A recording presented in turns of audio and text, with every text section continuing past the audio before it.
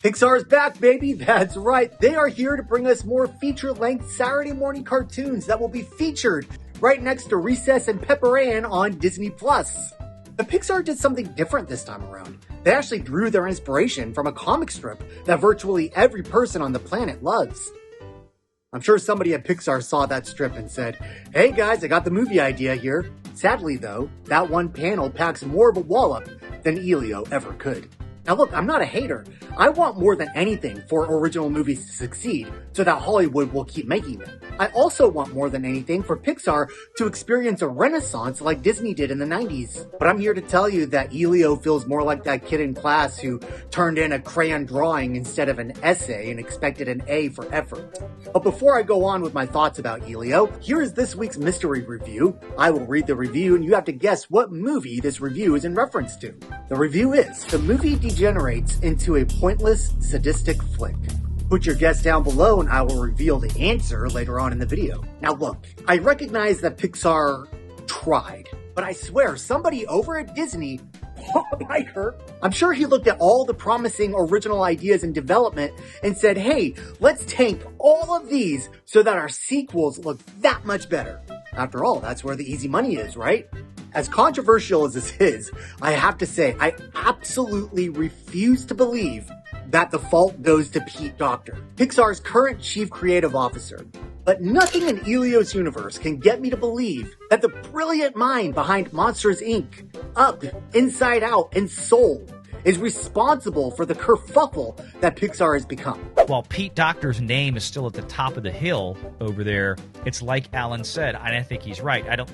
I don't know if Pete Docter really has this is the final word. There is no way he would have greenlit this script without some higher-ups next door at Disney yanking his leash, telling him to do so. Because after all, we all know Bob Iger's motto, a payday this week means less to tweak.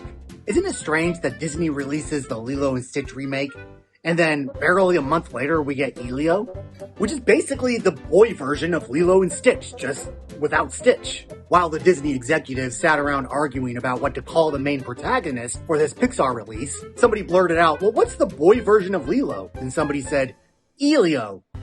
And then somebody else said, ooh, Elio and Stitch. Just not the Stitch, because then it would just be too obvious. There is one big difference in the Lilo and Stitch remake and Elio, and I've just gotta point it out. We all know that from Lilo and Stitch, Ohana actually means give your little sister to the state and just let the neighbors watch her while you go off and party at college. But in Elio, the message is send your kid to boot camp or boarding school or whatever, and then maybe you'll miss him enough and you'll want to have him back around. By the way, just like the studio itself, Disney is getting their messages very mixed up. It used to be very easy. Disney focused primarily on family first. That was a key principle as to what made the Magic Kingdom so successful and, earned them their demographic of families all around the world. But I have got to say, the character designs in this film looked like reject concept art from the movie Stranger World.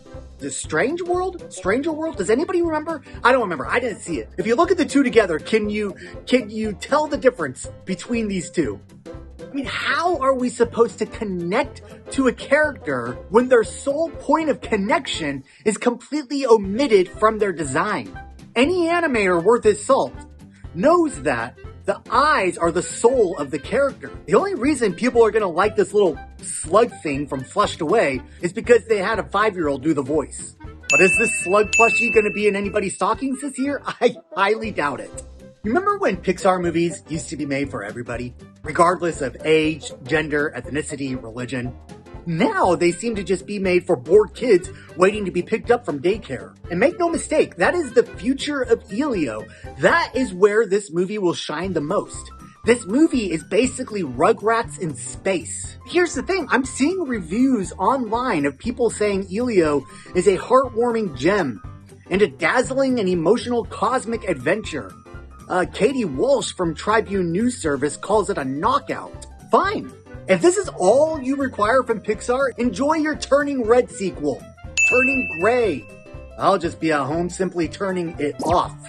One thing that caught my eye in this is the old, Becoming Friends montage. You have the musical number or the song playing, and it shows how their friendship is being built in like 2 minutes or less. And I got to thinking, Toy Story, the original Pixar movie, they did that too. Except they did the exact opposite. The montage in Toy Story was about the aminosity and the friction being built between Woody and Buzz, which tore them further apart, which then gave the writers the challenge to use the rest of the film to bring them together through, wait for it, storytelling. You know what that's called? That's called taking the road less explored, aka the high road. In Elio, though, the montage between the kid and his soulless alien friend was the signal for dads to check their email or spam notifications, because those would have been more interesting than what was going on screen. That's right, folks. That's one small step for boy, 5 giant leaps backwards for the storytellers at Pixar. And all for the sake of finishing this damn movie so they can move on to the next catastrophe. Also, can we please retire the recycled Pixar jokes that the original crew came up with? One of them being, ooh, that's a new bad word. We've already heard that before. I have access to the entire curse word library. Remember when it was almost impossible to see the twists coming in a Pixar movie? Well, you could put the working parts of your brain to rest while watching Elio. Take one look at the poster of Elio about the little twist they decide to reveal. Like, they try to make the introduction of one character really scary for about 2 seconds, because that's as long as Disney can stand to make anybody scared. But before the reveal, it's like, well, it's that character on the poster. That character is clearly smiling, so there is no stakes in it for the kid at all. Nobody is in danger here. Nobody. In fact, this entire movie, nobody is in danger here. The ending is as projected as the thing behind you in the movie theater. I am telling you, there are no surprises in this entire movie. And then I swear, at one point, you're like, oh, they're related. But I already knew that, yet everybody on screen is acting surprised. Was this not established that these two were related? I thought, was I the only one that figured that out? Or is this one of those unfortunate movie experiences where the audience is 5 steps ahead of the writers? Whatever reveals this movie was trying to show us had less impact than a bouncy ball in zero gravity. Notice how I'm not using any of the character names except for the titular character. It's because I don't remember a single one. I knew the name of literally every character in The Lion King before I even saw the movie. And that's because the marketing way beforehand made me care. Obviously, I'm talking about the 1994 version when it was an original movie that everybody on the planet went and saw. Does Elio exhibit Pixar's flagship charm of emotion and heart? I'm not going to speak for others, but for me, I felt like there was more love between Russia and Ukraine than between the boy and his alien. The next big question is Elio Pixar's worst film? Find out after I reveal the answer to the mystery review I read earlier. Remember to put your answer down below, and the review was, the movie degenerates into a pointless, sadistic flick.